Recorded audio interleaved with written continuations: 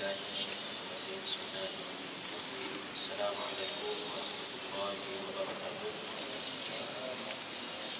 الحمد لله رب العالمين وبه نستعين على أمور الدنيا والدين اللهم صل وسلم على حبيبنا المصطفى محمد صلى الله عليه وسلم وعلى آله وأصحابه وذرياته والتابعين وتابع التابعين لهم بإحسان إلى يوم الدين أما بعد. Muslimin dan muslimat yang dimuliakan oleh Allah Subhanahu wa taala. Malam ini insyaallah kita sambung kuliah kita pada muka surat 267. Kitab Haqaiq 'ala Tasawuf, hakikat tentang tasawuf. Sebelum ini kita baca dalam hikmah Ibnu Athaillah As-Sakandari pada muka surat 267 itu Syekh pesan kepada kita, la tatruku dzikra, jangan kamu meninggalkan zikir, yaitu wirid. Kemudian pada minggu yang lepas juga kita telah baca dua perkara yang terakhir itu, kita ulang baca balik. Qala al-muallif rahimahullah ta'ala wa nafa'na bi'ulumihi fid dharain, amin. Bila Syekh pesan la tatruku dzikra, jangan kamu meninggalkan zikir, melalui kata-kata hikmah Ibnu Athaillah As-Sakandari, Syekh meneruskan kata-katanya, kadang-kadang sesetengah ahli suluk meninggalkan wirid mereka. Ini bagi yang tidak betul-betul iltizam dengan amalan masing-masing. Kenapa mereka meninggalkan wirid? Kerana memadai dengan warid yang Allah kurniakan kepada hati mereka. Padahal wirid ini perlu dilakukan secara berterusan, sedangkan warid anugerah Allah yang Allah kurniakan kepada hati manusia berupa futuhat dan sebagainya, itu hanya datang seketika dan dia akan pergi daripada hati kita. Mereka tidak mengetahui bahawa wirid itu dituntut bertujuan untuk bertakarrub, mendekatkan diri kepada Allah Ta'ala. Tokoh-tokoh sufi sama sekali tidak meninggalkan wirid meskipun mereka telah mencapai martabat kesempurnaan. Jadi ini golongan-golongan sufi yang sebenarnya walaupun apa yang Allah kurniakan kepada batin mereka, kepada zahir mereka, mereka tidak meninggalkan wirid. Nah, ini telah kita baca pada minggu yang lepas. Abu Al-Hasan Ad-Darrash rahimahullah ta'ala berkata, pernah satu ketika disebut kepada Imam Al-Junaid tentang ahli ma'rifah billahi ta'ala yang mengamalkan wirid-wirid serta melakukan amal ibadah mereka dengan elok. Peristiwa ini diceritakan kepada Imam Al-Junaid Al-Baghdadi rahimahullahu ta'ala. Walaupun Allah telah memuliakan mereka, maknanya meskipun Allah telah memuliakan ahli suluk dengan memberi ketenangan kepada hati mereka, mereka rasa jiwa mereka hampir dengan Allah Subhanahu wa ta'ala, Allah bagi futuh, Allah bagi kasyaf kepada mereka, mereka tetap juga mengamalkan wirid mereka. Walaupun Allah bagi banyak benda kepada mereka, pemberian Allah itu dinamakan futuh. Jadi Imam Al-Junaid rahimahullah berkata, al-ibadatu 'alal 'arifin, amal ibadat bagi golongan al-arif ataupun orang arif billah ini, ahsanu, lebih baik, lebih indah, lebih diutamakan, anittijan ala ru'usil muluk, berbanding mahkota yang diletakkan di atas kepala para raja. Raja ni bila ada mahkota, itulah kehebatan mereka, berada di atas tahta, singgah sana. Tapi bagi ahli suluk, ibadat bagi mereka lebih indah lagi, lebih baik lagi, lebih elok lagi daripada mahkota bagi seorang raja bila mereka berada di atas singgasana mereka. Ini pegangan bagi ahli makrifah. Walaupun Allah kurniakan kemuliaan kepada mereka, ada karamah, ada apa-apa yang Allah campakkan ke dalam hati mereka, mereka tetap juga mengamalkan ibadah yang mereka telah amalkan selama ini. Bukan kata bila ada perkara karamah yang mencari adat, mereka meninggalkan wirid. Tidak. Jadi wirid itu adalah amal ibadah mereka daripada awal mereka beribadah sampailah kepada mereka meninggal dunia. Ini amal yang mereka persembahkan kepada Allah untuk mendekatkan diri kepada Allah Subhanahu wa taala. Seorang lelaki pula melihat Imam Junaid. Dia tengok Imam Junaid dan di tangan Imam Junaid terdapat subhah ataupun tasbih. Lalu lelaki tadi bertanya kepada Imam Al-Junaid, dengan kemuliaanmu kamu masih lagi meletakkan subhah di tanganmu. Kamu orang hebat sudah, wahai Imam Junaid, kenapa masih pegang tasbih lagi? Begitu maksudnya. Beliau menjawab, ya, ia adalah sebab yang menyampaikan aku kepada kedudukan sekarang. Maka bagaimana patut aku ataupun kami meninggalkannya? Maknanya sesuatu sebab yang menyampaikan Imam Junaid kepada Allah Subhanahu wa taala mustahil ditinggalkan apabila manusia sudah sampai kepada Allah Subhanahu wa taala. Sesuatu sebab yang menyebabkan manusia kenal Allah, boleh ingat pada Allah sepanjang waktu. Bila sudah ingat kepada Allah Subhanahu wa taala sepanjang waktu, mustahil dia akan tinggalkan, walaupun itu adalah penyebab untuk sampai kepada Allah Subhanahu wa taala. Ini tasbih. Sekarang ini umat akhir zaman, bila dia belajar berguru, guru dia memandu dia kepada agama, mendekatkan diri dia kepada Allah Subhanahu wa taala. Bila dia rasa diri semakin dekat dengan Allah Subhanahu wa taala, dia sudah abaikan guru dia. Ini su'ul adab namanya. Buruk perangai kita, buruk tingkah laku kita. Sedangkan ulama-ulama terdahulu, bukan mereka tinggalkan guru, tasbih yang mereka gunakan untuk berzikir kepada Allah Subhanahu wa taala pun, apabila lidah mereka sudah biasa berzikir, hati mereka sudah biasa berzikir, mereka tidak meninggalkan zikir dan tidak meninggalkan alat yang membantu mereka untuk berzikir mengingat Allah Subhanahu wa taala. Bacalah kisah-kisah alim ulama. Imam Ibn Hajar Al-Asqalani tidak meninggalkan subhah yang ada di tangan beliau. Ramai ulama-ulama yang hebat menggunakan subhah untuk mengingati Allah Subhanahu wa taala. Bila mereka dah ingat, mereka tetap juga guna subhah untuk berzikir kepada Allah. Jadi itu merupakan amal ibadat golongan-golongan soleh. Zikir tak tinggal, alat untuk berzikir pun mereka tidak tinggal. Ibnu Athaillah As-Sakandari berkata, ini hikam, ini hikam, hikam Ibnu Athaillah. Jadi bila kita belajar tentang tasawuf ataupun bila kita belajar buku ataupun kitab haqaiq ini, banyak di dalamnya menyebut tentang hikam Ibnu Atha.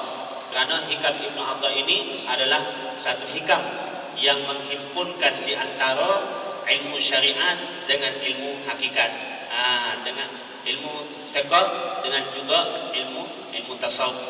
Di sini banyak menceritakan kepada kita tentang ketauhidan yang tinggi nilainya bagi hati, ataupun tauhid yang boleh membersihkan hati kita daripada kesan-kesan sampingan yang tidak diperlukan. Jadi Ibnu Atha kata, saya tak ingat juga hikam dia ni, hikam yang 100 lebih kalau tak silap saya. Hikam beliau ada dekat 300 hikam. Kalau tak silap 286 hikam. Boleh rujuk baliklah. Ini hikam 100 lebih kalau tak silap. Ibnu Atha kata, la yastahqiral wirda illa jahul. Tidak akan menghina wirid kecuali orang yang jahil sahaja yang akan menghina wirid ini. Kerana wirid ini sebahagian daripada kebaikan yang mana Nabi SAW bagi tahu kepada kita, la yastahqiranna minal ma'rufi syai'an. Jangan kamu menghina sesuatu apapun daripada amal-amal ma'ruf. Mana lagi amal ma'ruf yang lebih ma'ruf daripada sentiasa ingat pada Allah Subhanahu wa taala. Jadi ini adalah amal ma'ruf yang paling utama, antaranya zikir. Jadi Ibnu Atha kata la yastahtiral wirda illa jahul. Tak akan menghina wirid kecuali orang yang jahil. Kita baca wirid, dia hina kita kerana baca wirid, ketahuilah bahawa dia itu jahil. Kenapa? Sebab Nabi SAW menyaksikan sendiri. Nabi kata jangan hina apa-apa kebaikan walaupun sikit sekalipun. Bila dia kebaikan jangan kamu hina, jangan kamu pandang rendah. Wirid ini sesuatu yang menjadikan kita dekat pada Allah Subhanahu wa taala. Maknanya kalau orang itu hina juga, dia tak dengar kata-kata yang Nabi SAW bagi tahu jangan hina. Dan bila dia tak dengar kata-kata Nabi, inilah yang digambarkan oleh Ibnu Atha sebagai seorang yang jahil. Maknanya dia tak tahu. Inilah suruhan agama. Kita sembahyang supaya ingat Allah, kita puasa supaya ingat Allah, kita berzikir supaya ingat Allah. Bahkan 24 jam kita diperintahkan supaya ingat pada Allah Subhanahu wa taala. Amal ibadat difardukan oleh Allah supaya kita ingat kepada pencipta kita, yaitu Allah Subhanahu wa taala. Dan bagi manusia yang menghina golongan-golongan yang berzikir ingat pada Allah Subhanahu wa taala ini, maknanya dia orang yang tak tahu. Kata Ibnu Atha, orang yang jahil. Jahil ni tak tahu. Bahasa jahilnya kasar sikit, bahasa tak tahu lembut sikit. Sebut tak tahu boleh diterima, sebut jahil, oi kau ingat aku jahil ke? Padahal jahil tu tak tahu bahasa Melayu. Al-waridu yujadu fid daril akhirah. Warid yujadu fid daril akhirah. Warid ataupun anugerah yang Allah kurniakan kepada pengamal wirid ini, ganjaran pahalanya akan dimasukkan ke dalam syurganya, balasan dikurniakan apa-apa di hari akhirat nanti. Kata Ibnu Atha, al-warid yujadu fid daril akhirah. Warid ini, anugerah ini Allah akan kurniakan kepada manusia yang mengamalkan wirid ini di akhirat nanti, ganjaran pahalanya. Wal wirdu yang tawi bintiwai hadhihi dar, dan wirid ini akan lenyap dengan lenyapnya dunia ini. Maknanya di dunia ini Allah perintahkan supaya kita beramal ibadah, sembahyang. Allah perintahkan di dunia ini, aqimis sholata li dzikri, dirikanlah sembahyang, tunaikanlah sembahyang kerana mengingati aku. Sembahyang ni juga untuk ingat pada Allah Subhanahu wa taala. Ini wirid manusia yang manusia buat 5 kali 1 hari 1 malam. Wirid zakat manusia buat untuk membersihkan harta manusia, ingat pada Allah Subhanahu wa taala juga. Jadi ini amalan-amalan wajib juga untuk mengingati Allah Subhanahu wa taala. Dan amalan ini yang tawi bintiwai hadhihi dar, akan lenyap, tak akan ada lagi amalan manusia bila dunia ini sudah dilenyapkan oleh Allah Subhanahu wa taala. Maknanya dunia ini adalah tempat untuk manusia beramal ibadat. Dan negeri akhirat ialah darul jaza, negeri Allah bagi ganjaran, negeri Allah bagi balasan. Tak ada amalan. Negeri akhirat nanti Allah tidak taklifkan kita dengan zakat, dengan puasa, dengan haji, dengan solat dan sebagainya. Tapi di dunia inilah Allah taklifkan kita dengan amal ibadat supaya kita beramal ibadat kepada Allah Subhanahu wa taala. Jadi Syekh bagi tahu al-warid yujadu fid daril akhirah. Kurniaan yang Allah akan bagi ganjaran pahalanya ialah kita perolehi di negeri akhirat. Dan wirid ini akan hilang dengan hilangnya dunia ini. Bila musnahnya dunia, wirid tidak akan lagi diperintahkan oleh Allah Subhanahu wa taala untuk kita jadikan amalan. Bila Allah perintahkan supaya kita berwirid kepada Allah, berzikir mengingati Allah di dunia ini, di hari akhirat kita terima habuan. Habuan itulah dikatakan al-warid. Faham sudah? Nampak sudah? Wa aula ma yu'tani bihi ma la yukhlafu wujuduh. Perkara yang lebih layak untuk diberi perhatian ialah apa yang kewujudannya tidak musnah. Selagi mana ada dunia ini, dia tidak akan musnah. Kalau warid, Maknanya benda yang lebih penting ialah kita mengutamakan wirid ke mengutamakan warid. Warid inilah yang tak akan musnah. Selagi mana ada di dunia, Allah tidak akan hilangkan perintah dia supaya kita beramal ibadat, supaya kita berwirid dengan wirid-wirid amalan harian kita yang merupakan kewajipan ataupun wirid secara umum. Kewajipan solat, zakat, haji, itu pun merupakan amalan manusia. Selagi mana dunia ini tidak musnah, Allah tidak akan cancel kewajipan ini, kerana itu adalah sebahagian daripada ajaran agama kita. Nah, ini tidak akan musnah. Akan tetapi bila warid ini kita sebut sudah sebelum ini, satu anugerah yang Allah campakkan ke dalam hati manusia berupa ketenangan, berupa kasyaf dan sebagainya. Ketenangan ini kadang-kadang dia datang, kadang-kadang dia pergi. Maknanya terputus. Wirid ini tidak terputus daripada kita berzikir ingat pada Allah sampailah kita mati, kita tetap diperintahkan begitu. Tapi kurniaan Allah ini kadang-kadang Allah bagi ketenangan kepada kita, kadang-kadang tidak diberi. Jadi sepatutnya kita mengutamakan wirid berbanding warid. Kadang-kadang orang terpedaya bila dapat habuan karamah, dia rasa dia boleh scan orang lain, dia meninggalkan wirid. Kenapa? Kerana dia rasa puas hati dengan apa yang Allah kurniakan kepada dia. Dia rasa macam dia dekat sudah dengan Allah Subhanahu wa taala. Lalu dia meninggalkan perintah Allah Subhanahu wa taala. Itu yang kadang-kadang boleh jadi sesat sampai meninggalkan sembahyang. Kenapa? Rasa begitu hampir sudah dengan Allah Subhanahu wa taala. Ini salah, ajaran yang sesat. Tasawuf yang sebenarnya bukan mengajar begitu. Al-wirdu huwa qalibuhu minka.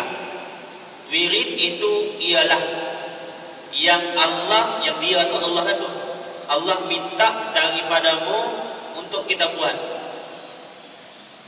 Allah minta kita berwirid dengan amalan-amalan yang wajib dan juga dengan amalan-amalan yang sunat dan juga dengan amalan zikir kita harian. Wal warid anta tatlubuhu minhu. Sedangkan warid itu, anugerah itu, ketenangan itu, kasyaf itu, karamah itu yang kita minta daripada Allah supaya Allah kurniakan kepada kita. Kita berzikir untuk apa? Kadang-kadang kita berzikir untuk ketenangan. Kita minta dengan Allah Subhanahu wa taala. Kadang-kadang kenapa orang sembahyang sunat duha? Dia kata nak tarik rezeki, sebab Allah bagi rezeki yang melimpah ruah kepada orang yang sembahyang sunat duha. Doa sunat duha pun, Allahumma in kana rizqi fis sama' fa anzilhu. Ya Allah, sekiranya rezeki aku berada di langit, Engkau turunkanlah. Minta dengan Allah. Jadi tarik rezeki. Wa in kana fil ardi fa akhrijhu. Ya Allah, sekiranya rezeki aku ada dalam bumi, Engkau keluarkanlah. Wa in kana ba'idan faqarribhu. Ya Allah, sekiranya rezeki aku jauh, maka Engkau perdekatkanlah. Wa in kana qariban fayassirhu. Ya Allah, sekiranya rezeki aku sudah dekat, Engkau permudahkanlah untuk sampai kepada aku. Bihaqqi duhauka wa bahauka, dengan kebenaran waktu duhamu dan sebagainya, sampai habis doa ini. Bila kita nanya kenapa sembahyang duha, mau tarik rezeki, Bang. Mau murah rezeki sembahyang duha ni. Memang dia akan murah rezeki, tapi itu adalah warid. Allah kurniakan kepada kita. Allah minta kita buat sembahyang duha. Allah minta kita buat sembahyang duha. Yang kita minta dengan Allah adalah apa yang diperolehi di sebalik sembahyang sunat duha tersebut. Jadi wa aina ma huwa talibuhu minka mimma huwa matlabuka minhu. Di manakah kedudukan sesuatu yang Allah sendiri minta daripada kita untuk buat amal ibadah itu berbanding apa yang kita minta dengan Allah? Mana lebih mulia? Permintaan Allah sebagai Tuhan dengan hamba dia minta kita beramal ibadat, ataupun permintaan hamba dengan Allah Subhanahu wa taala untuk mendapatkan sesuatu habuan? Ternyata jauh bezanya permintaan Allah dengan permintaan kita. Nah, jadi Allah minta kita berwirid, kita minta Allah bagi warid. Jadi sepatutnya permintaan Allah itu yang diutamakan. Kadang-kadang manusia terpedaya bila dia buat wirid nak dapat sesuatu, beramal untuk dapat sesuatu, berzikir untuk datang ibu duit, panggil duit supaya datang ibunya dapat yang lain semua, jadi kaya kita. Jadi berzikirlah dia untuk mendapat ibu duit. Yang datang apa dia? Jin, setan. Tak sempat lagi, habis zikir lagi lintang bukan. Kenapa? Takut sudah. Sebab yang dilihat itu mata merah besar lagi, beketul-ketul badannya. Ini berlaku dan diceritakan kepada saya. Bila berlaku, baru saja berlaku. Di mana? Di Tawau juga. Siapa yang buat?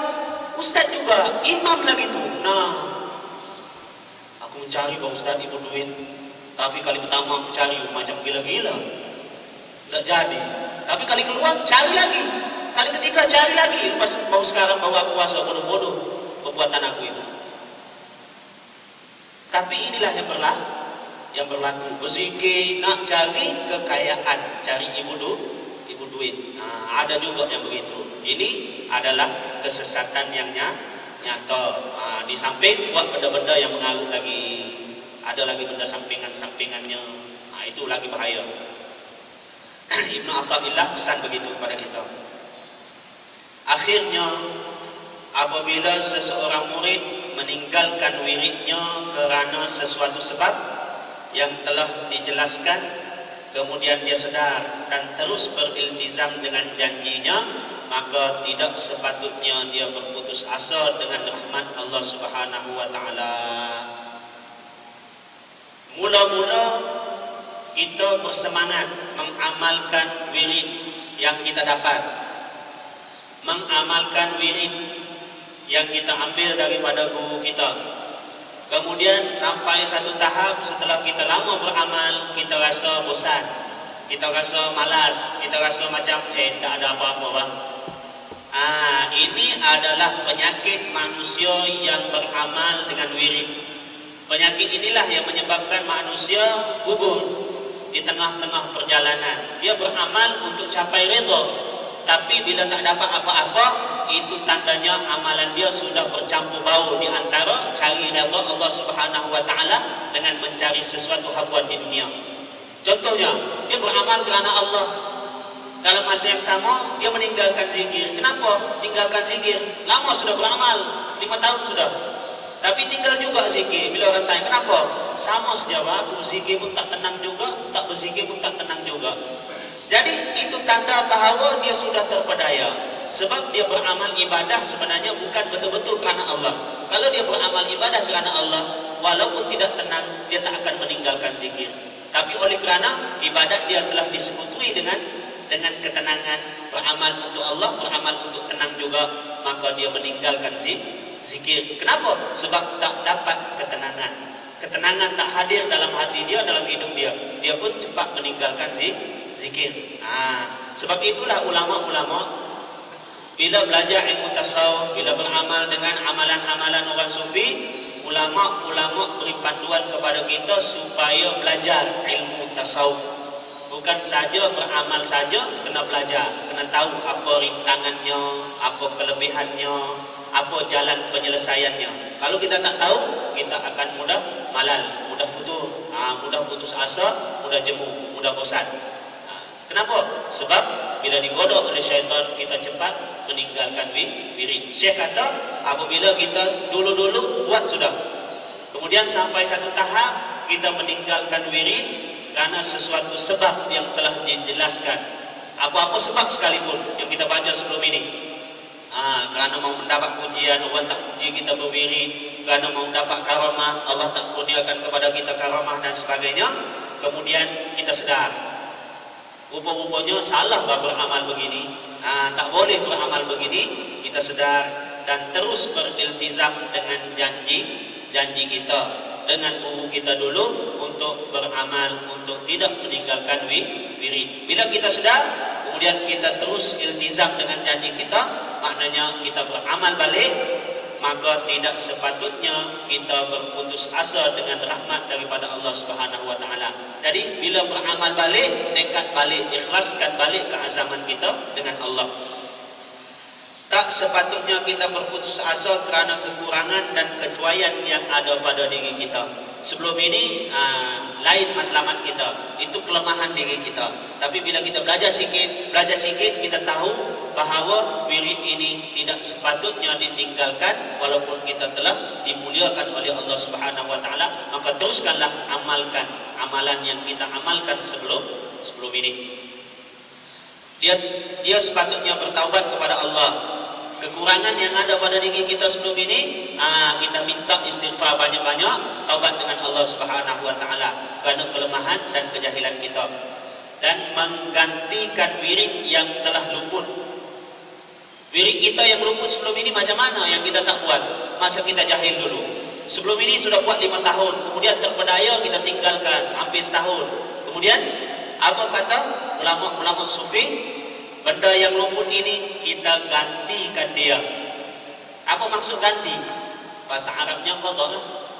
Gantikan yang telah luput. Kerana wirid-wirid itu sepatutnya diganti, sama seperti ibadah-ibadah dan ketaatan yang lain. Baca wirid ini adalah sebahagian daripada ibadah, sebahagian daripada ketaatan. Jika ibadah-ibadah yang lain kita tertinggal, kita ganti, maka ulama-ulama kata begitu juga dengan wazifah kita, tugasan harian kita. Kita tentukan amal ibadat ataupun guru bagi amal ibadat 300 pagi, 300 petang untuk kita berzikir. Maka jika kita tertinggal, kita gantikan dia. Sama juga dengan ibadat yang lain. Ini Imam Nawawi sebut, bagi seseorang yang mempunyai wazifah. Wazifah ni kita sebut dah sebelum ini, tugasan harian kita. Berupa perkara wajib seperti sembahyang, itu puasa di bulan Ramadan, itu wazifah wajib. Dan zikir kepada Allah Subhanahu wa taala yang sebelum ini tidak wajib, bila kita berjanji dengan seseorang untuk terus berzikir, maka dia jadi wajib, seperti mana yang kita belajar dalam tajuk bai'ah, yang mana para sahabat berbai'ah dengan Nabi sallallahu alaihi wasallam untuk mengingati Allah, untuk berjihad, untuk tidak mencuri, tidak berzina dan sebagainya. Bila berbai'ah, benda yang sebelum ini jadi wajib, dia akan jadi wajib juga dengan cara berbai'ah. Dan sekiranya sebelum ini benda sunat, bila kita berjanji, maka dengan sebab janji itu daripada sunat dia bertukar menjadi wajib. Jadi benda-benda begini bila kita lazimi dalam kehidupan kita, bila kita tinggal, maka ulama-ulama ajar kita supaya kita qadha dia, ganti dia.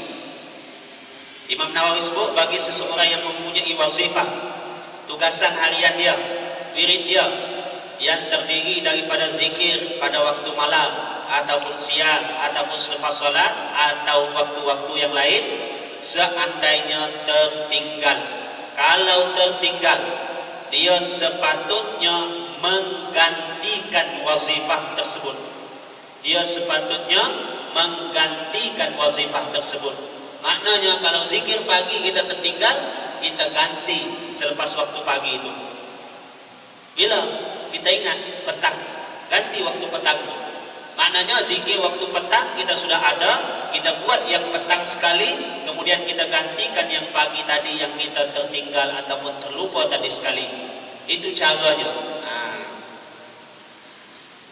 Dan tetap melakukannya. Jangan kita kadang-kadang buat, kadang-kadang tidak buat. Jangan meninggalkannya. La yuhmiluha. Imam Nawawi kata, la yuhmiluha. Jangan kamu meninggalkannya, ataupun wirid itu jangan ditinggalkan ia. Maknanya jangan tinggal wirid. Apabila dia telah biasa memulazamah wazifah itu, maka memulazamah itu maksudnya sentiasa membacanya, sentiasa mengamalkannya. Maka jangan membuka ruang kepadanya untuk luput. Bila kita dah buat selalu, jangan cuba tinggal-tinggal, ataupun jangan cuba tinggal sekali. Dia akan jadi tinggal 2 kali, dia akan jadi tinggal berkali-kali. Jangan buka ruang. Sekiranya dia meringan-ringankan dalam mengqadaknya. Fikir nak qadak kan tak nak qadak, tak payahlah qadak.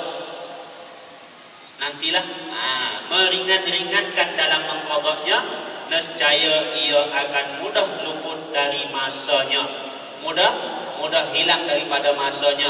Kalau pagi sepatutnya buat, tak buat lagi pagi, tunggu petang, buat yang petang, yang pagi tadi sudah pun tidak digantikan oleh kita. Jadi jangan bagi ruang, kata Imam Nawawi.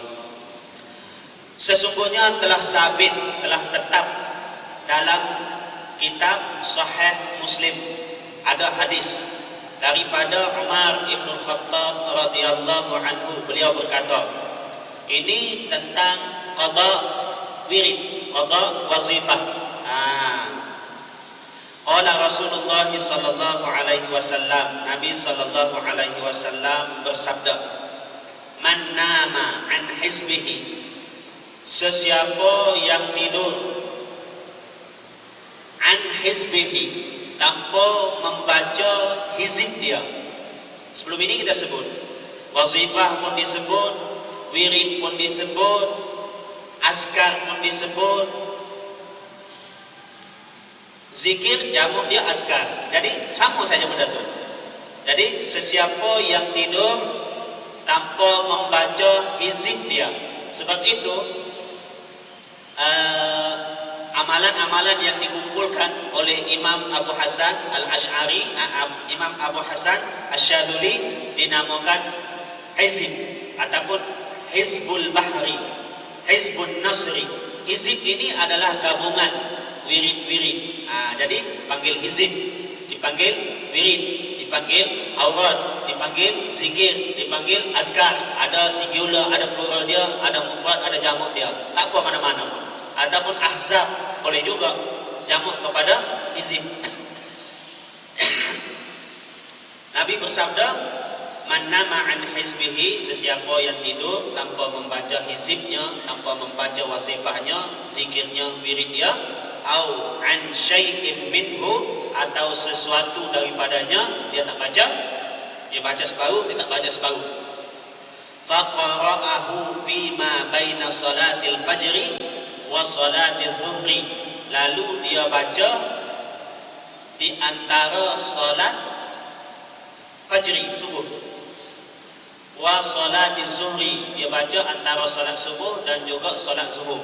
Maknanya dia tidur semalam, sepatutnya dia baca wirid dia sebelum tidur, tapi malam ini dia terlupa baca, dia tak terbaca, dia penat sampai dia tertidur, tak baca wirid dia. Lepas tu dia baca bila? Lepas waktu subuh dia baca wirid dia di antara waktu subuh hingga zuhur. Maknanya dia tak baca semalam, dia qada balik pagi ni. Kutiba lahu ka'annama qara'ahu minal lail, maka Allah akan tulis baginya, malaikat akan tulis bagi dia pahala seolah-olah dia baca wirid tersebut pada waktu malamnya. Dia tak baca malam, dia tertinggal, kemudian dia qada balik pada waktu pagi. Jadi Allah Subhanahu wa taala bagi ganjaran kepada dia seolah-olah sama juga dengan dia baca juga wirid yang dia terlupa semalam, seolah-olah dia baca juga semalam. Ini keistimewaan mereka yang maintain di dalam amal ibadah. Walaupun qada, Allah bagi ganjaran pahala yang sama seperti mana dia baca juga. Ini istimewa bagi orang yang beramal secara konsisten. Habis di situ. Ada apa-apa nak tanya? Sila.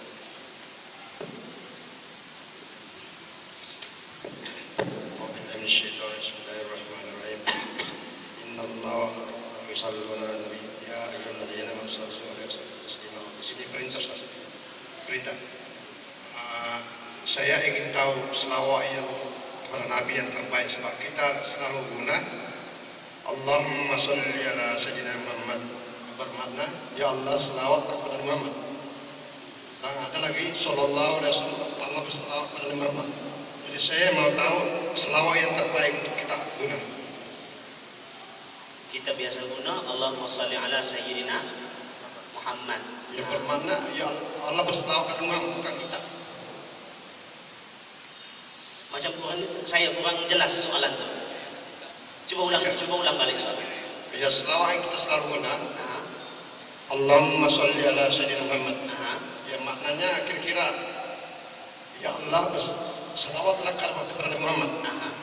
Berarti bukan kita selawat, kita minta saja. Nah, kita minta. Nah, dan kemudian ada satu lagi, sallallahu ala sayyidina Muhammad. Sallallahu alaihi wasallam. Allah berselawat kepada Muhammad, bukan kita. Nah, bukan kita hanya berselawat. Jadi saya mau selawat yang terbaik untuk kita guna. Oke. Paham sudah? Dalam ayat Al-Quran Allah sebut innallaha wa malaikatahu, sesungguhnya Allah, wa malaikatahu, dan para malaikatnya, yusalluna 'alan nabi, berselawat kepada Nabi. Itu kenyataan. Allah bagi tahu Allah dan para malaikat Allah berselawat kepada Nabi kita sallallahu alaihi wasallam. Kemudian Allah ajar, Allah seru, Allah perintahkan, ya ayyuhalladzina amanu, wahai orang-orang yang beriman, sallu alaihi, berselawatlah kamu kepadanya, kepada Nabi Muhammad sallallahu alaihi wasallam. Ya ayyuhalladzina amanu sallu alaihi wasallimu taslima, dan ucapkanlah salam sejahtera, salam sejahtera. Jadi berdasarkan kepada ayat ini, ulama-ulama mengatakan bila kita berselawat, yang terbaiknya adalah mengandungi perkataan selawat dan taslim. Selawat daripada Allah Subhanahu wa taala, maknanya Allah mencucuri rahmat.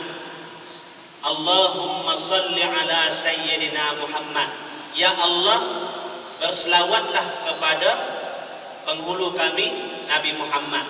Maksudnya, ya Allah engkau cucurilah rahmat. Maknanya kita doa kepada Allah Subhanahu wa taala supaya Allah cucuri rahmat dan kesejahteraan kepada Nabi sallallahu alaihi wasallam. Berdasarkan ayat ini, selawat kita minta Allah cucuri rahmat, taslim kita minta Allah cucuri kesejahteraan. Maknanya dua kita minta, Allah bagi rahmat dan juga Allah bagi kesejahteraan kepada Nabi sallallahu alaihi wasallam. Dan berdasar kepada hadis-hadis, maka di sini bila kita sebut selawat, bila kita sebut taslim, maka di belakang itu banyak hadis Nabi sallallahu alaihi wasallam yang mengajar kita supaya bila kita baca selawat kepada Nabi, jangan juga kita lupa kepada wa ala alihi, wa ala ali, dan kepada kaum keluarganya, ataupun wa ala ali Muhammad, dan kepada kaum keluarga Muhammad. Jadi siapa kaum keluarga Nabi Muhammad sallallahu alaihi wasallam? Di sini terkait dengan hadis Nabi lagi. Maknanya di sini bila kita berselawat mesti ada Allahumma, ya Allah. Dan kita minta selawat, cucuri rahmat, dan kita minta taslim, cucuri kesejahteraan, dan kita kaitkan juga dengan kaum keluarga Nabi sebab ada hadis yang memerintahkan kita berselawat kepada kaum keluarga Nabi sallallahu alaihi wasallam juga. Ini yang lengkap. Ini yang paling utama kata sesetengah ulama, dan majoriti ulama mengatakan begini. Maknanya kita selawat kena ada taslim, kena ada kepada kaum keluarga Nabi juga, di samping kita berselawat kepada Nabi sallallahu alaihi wasallam. Kaum keluarga Nabi ini adalah keluarga Nabi. Siapa keluarga Nabi? Kalau keluarga Bugis, Bajau, ini semua keluarganya ditahu nih. Kalau sempurna, satu sempurna. Macam mana? Keluarga Nabi ini adalah semua istri Nabi sallallahu alaihi wasallam, ummahatul mukminin, termasuk termasuk keluarga Nabi sallallahu alaihi wasallam. Kerana istri Nabi inilah, di rumah mereka inilah turunnya wahyu Allah Subhanahu wa taala. Mereka berada di pangkuan Nabi sallallahu alaihi wasallam. Ini ulama kata ini memang keluarga Nabi sallallahu alaihi wasallam. Dan ulama sebut lagi keluarga Nabi ini ada ada 5. Keluarga Sayyidina Ali, keluarga Sayyidina Uqail. Sayyidina Ali ini siapa? Sepupu Nabi. Keluarga Sayyidina Uqail, pakcik Nabi. Keluarga Sayyidina Abbas, keluarga Sayyidina apa? Bukan, tak termasuk Ansar. Tadi ingat. Keluarga Sayyidina Ali, keluarga Sayyidina Uqail, keluarga Sayyidina Abbas, keluarga Sayyidina Ja'far, dan keluarga Sayyidina apa satu lagi? Dan apa dia? Bukan. Nah, ini pakcik-pakcik Nabi.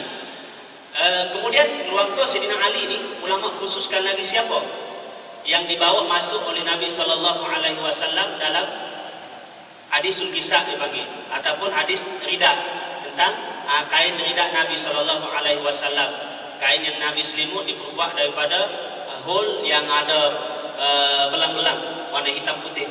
Jadi Nabi Sallallahu Alaihi Wasallam bila datang di orang ini, Nabi masukkan dalam kisah Nabi Sallallahu Alaihi Wasallam. Siapa yang datang? Sayyidina Ali dimasukkan ke dalam kisah, Sayyidatina Fatimah, Sayyidina Hasan, Sayyidina Husain. Ini mereka yang disebut sebagai keluarga Nabi Sallallahu Alaihi Wasallam, yang disebut sebagai Ahlul Bait. Ahlul Bait. Ma uridu minkum illal mawaddata fil qurba. Aku tidak ingin kepada kamu kecuali mawaddah, kasih sayang, fil qurba, terhadap kaum kerabat Nabi Sallallahu Alaihi Wasallam. Kaum kerabat ini ulama-ulama sebut inilah keluarga Nabi Sallallahu Alaihi Wasallam yang wajib kita cintai. Yang mana disebut juga di dalam hadis Nabi Sallallahu Alaihi Wasallam, aku tinggalkan kepada kamu 2 perkara, kamu tidak akan sesat selagi mana kamu berpegang kepada keduanya, kitab Allah, wa itrati, dan zuriatku dan kaum kerabatku, wa itrati, ataupun wa ahli baiti, dan ahli baitku, ahlul bait yang kita panggil. Itu adalah hadis yang sahih yang biasa kita dengar. Nabi tinggalkan kepada kita 2 perkara, Quran dan juga sunnah Nabi Sallallahu Alaihi Wasallam. Dua-dua hadis ini adalah hadis sahih, dan banyak hadis yang menyebut tentang Nabi tinggalkan kepada kita 2 perkara, satu kitab Allah, dan yang kedua ialah wa itrati ataupun wa ahlu baiti, ahli baitku. Ahli bait Nabi ini siapa? Inilah keturunan Nabi sampai akhir zaman.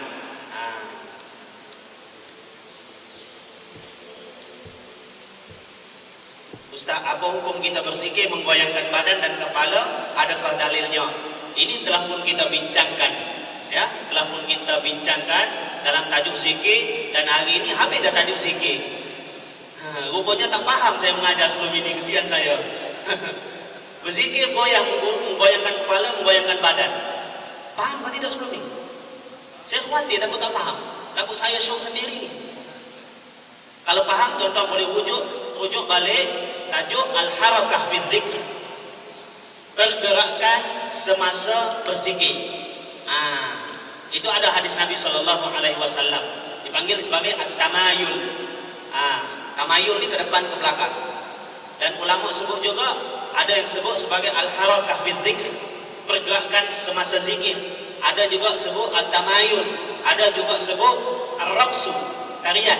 Jadi bila sebut tarian ni, dia timbul kontroversi sikit lah. Bila sebut al-harakah, pergerakan semasa zikir, itu tidak menimbulkan kontroversi. Itu bahasanya lembut sikit. Cuma ar-raqsu pun digunakan juga, ya. Tarian ada juga guna. Jadi kalau saya nak jelaskan panjang. Ya tarawahuna baina jibahihim, para sahabat menggoyangkan badan mereka di antara dahi dan kaki mereka. Hadis Nabi ini panjang. Kayaumin rihin asif, seolah-olah pada hari lalang ini ditiup angin. Macam mana lalang ditiup angin? Maknanya kuat bergoyang. Lalang bukan sesuatu yang teguh seperti batang kelapa, pokok kelapa. Bila lalang ditiup angin sikit pun dia akan bergoyang. Maknanya para sahabat menggoyangkan tubuh mereka kayaumin rihin asif, seperti angin yang kuat tiup pokok lalang. Ini dalilnya ada. Dalilnya ada. Maknanya bukan buat suka-suka. Jadi tak nak buat pun tak apa. Nak buat pun tak apa, ada dalil. Cuma yang tak nak buat jangan melarang yang buat, sebab yang buat ada dalil.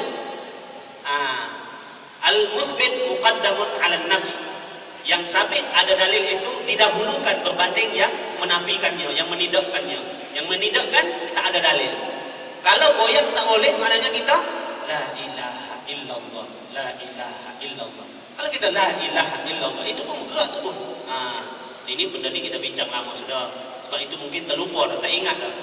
Jadi ada balik soalannya. Datang balik. Jadi setakat itulah untuk malam ni yang perlu diada. Astagfirullahaladzim. Assalamualaikum warahmatullahi wabarakatuh.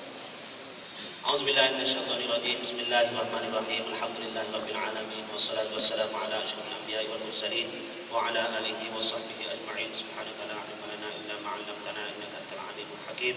Wa la haula wa la quwwata illa billahil 'aliyyil 'azim. Allahumma rabbana atina fid dunya hasanah wa fil akhirati hasanah wa qina 'adzabannar. Sallallahu ala sayyidina Muhammad wa ala alihi wa sahbihi ajma'in. Subhana rabbika rabbil izzati amma yasifun wa salamun 'alal mursalin walhamdulillahi rabbil alamin.